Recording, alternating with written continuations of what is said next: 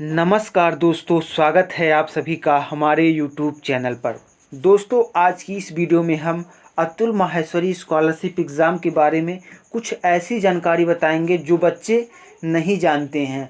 कुछ बच्चे जानते हैं, कुछ बच्चे नहीं जानते हैं, तो वे सोचते हैं कि ये जानकारी होगी या नहीं। तो उसके बारे में हम बहुत अच्छी तरीके से डाउट कवर करने वाले हैं। आज की वीडियो में हम क्या बताने वाले हैं? आज की वीडियो में हम यह बताने वाले हैं कि आपकी अतुल माहेश्वरी परीक्षा जो 2023 की है 29 अक्टूबर और 5 नवंबर को है। ये तो सभी जानते हैं, लगभग सभी बच्चे जानते होंगे कि 29 अक्टूबर और 5 नवंबर को 2 चरणों में आपकी परीक्षा होगी। हमने पहले भी बता दिया है कि आपकी परीक्षा जो 2 चरणों में होगी, वो अगर आप 29 अक्टूबर को परीक्षा दी है तो 5 नवंबर को आप परीक्षा नहीं देंगे। अगर 5 नवंबर को आपकी परीक्षा है तो 29 अक्टूबर को आपकी परीक्षा नहीं है। तो यह बात क्लियर है। दूसरी बात यह है कि इस परीक्षा में नेगेटिव मार्किंग है क्या? बहुत बच्चे पूछ रहे हैं कि नेगेटिव मार्किंग इस परीक्षा में है, तो इसके बारे में भी हम बताएंगे। और OMR सीट को कैसे भरा जाए उसके बारे में भी हम चर्चा करने वाले हैं। OMR सीट को भरा कैसे जाए उसके बारे में भी चर्चा करेंगे। और कई बच्चे पूछ रहे थे कि 5 नवंबर का एडमिट कार्ड आया है या नहीं। तो 5 नवंबर का एडमिट कार्ड आ चुका है, यानी कि आपके सभी बच्चे, जितने भी बच्चे फॉर्म फिलअप किए थे, जिनका फॉर्म सही पाया गया, सभी के रजिस्टर्ड मोबाइल नंबर पर SMS भेज दिया गया है। एडमिट कार्ड का लिंक भेज दिया गया है, तो उस पर जाकर अपना एडमिट कार्ड डाउनलोड कर प्रिंट करवा लें। और एडमिट कार्ड कम से कम 2 प्रति प्रिंट करवाएं।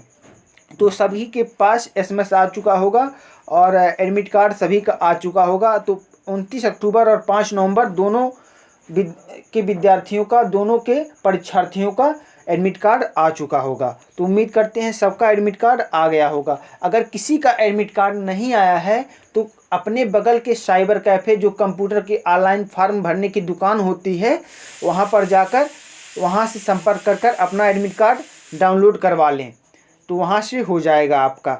आगे आते हैं OMR सीट कैसे भरे और निगेटिव मार्किंग इस परीक्षा में है क्या, तो इसके विषय में जानकारी करते हैं। और परीक्षा कितने मिनट की होगी और कितने प्रश्न होंगे, किस किस सेक्शन से कितने प्रश्न होंगे, इन सभी के बारे में हम बताने वाले हैं इस वीडियो में। तो आगे देख लीजिए आपकी अतुल माहेश्वरी परीक्षा से संबंधित महत्वपूर्ण जानकारियाँ। महत्वपूर्ण जानकारियों में क्या क्या है? एक ही लिखित परीक्षा होगी, आपकी एक ही लिखित परीक्षा होगी। इसके बाद कोई भी लिखित परीक्षा नहीं होने वाली है। आपकी एक ही लिखित परीक्षा होगी। इसी के आधार पर आपका मूल्यांकन कर आपको अतुल माहेश्वरी परीक्षा में चयनित किया जाएगा। यानी कि जो परीक्षा होगी एक ही होगी, यानी कि आपका 29 अक्टूबर को या 5 नवंबर को एक ही परीक्षा होगी। उसके बाद कोई परीक्षा नहीं, उसके बाद सीधे रिजल्ट आएगा। रिजल्ट के बाद जो जो विद्यार्थी पास होंगे उनको सम्मानित किया जाएगा। तो यह डाउट क्लियर हो गया कि आप, कई बच्चे पूछते हैं कि कोई निबंध की प्रतियोगिता होगी, तो ऐसी कोई प्रावधान नहीं है, केवल एक ही परीक्षा होगी। अगला क्वेश्चन है, परीक्षा का समय सुबह 11 बजे से दोपहर 12:30 बजे तक है, यानी कि परीक्षा का समय 90 मिनट है।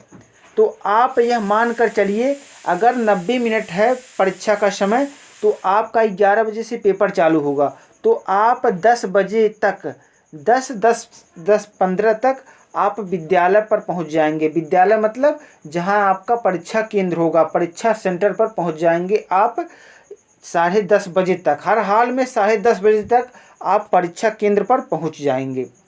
तो यह भी डाउट आपका क्लियर हुआ। परीक्षार्थियों को आधा घंटा पहले पहुंचना अनिवार्य होगा। तो आधा घंटा पहले, जैसा कि हमने बताया, 10:30 बजे तक आप वहाँ पर विद्यालय में हर हाल में पहुँच जाइएगा। सवेरे ही निकल जाइएगा, आप पहुँच जाएंगे आराम से। अगला क्वेश्चन है, प्रवेश पत्र में कोई दिक्कत हो तो अपने स्कूल का आई कार्ड या आधार कार्ड साथ लेकर जाएं।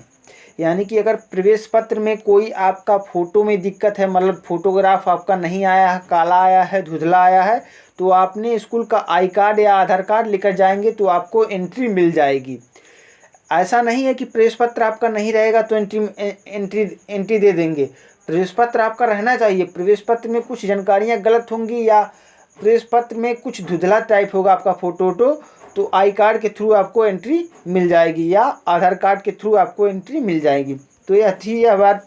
अगला क्वेश्चन था आपको बच्चों का कि परीक्षा में OMR सीट पर होगी या ऑनलाइन होगी। तो परीक्षा OMR सीट पर होगी। परीक्षा किस पर होगी? OMR सीट पर होगी। नीला या काला पेन साथ लाएंगे।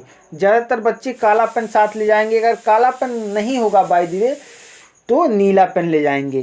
तो काला पेन ले जाएंगे और उसके बाद OMR सीट पर परीक्षा होगी। वैसे नीला पेन भी काम चल जाता है। तो आगे देखते हैं। परीक्षार्थियों को 90 मिनट में 100 प्रश्नों के उत्तर देने हैं, निगेटिव मार्किंग नहीं होगी। तो निगेटिव मार्किंग आपकी परीक्षा में नहीं है, एक भी निगेटिव मार्किंग नहीं है। तो जितने भी प्रश्न आते हैं सबको कीजिएगा और लगभग 100 में से 100 को 100 प्रश्न कीजिएगा, क्योंकि 100 में से 100 प्रश्न करेंगे आप तभी आपका रैंक आने की संभावना है।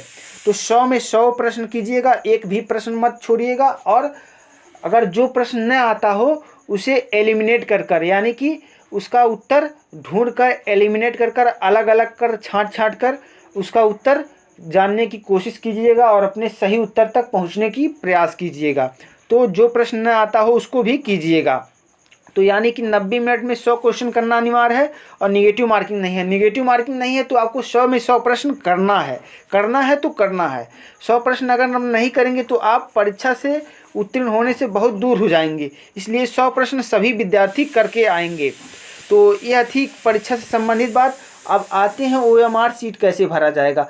जैसे OMR सीट में रहेगा आपका परीक्षा केंद्र का कोड, तो वहाँ पर परीक्षा केंद्र कोड के सामने एक जैसे है तो एक के सामने एक वाला गोला भरेंगे, 2 है तो 2 के सामने 2 वाला गोला भरेंगे, 3 है तो 3 के सामने 3 वाला गोला भरेंगे।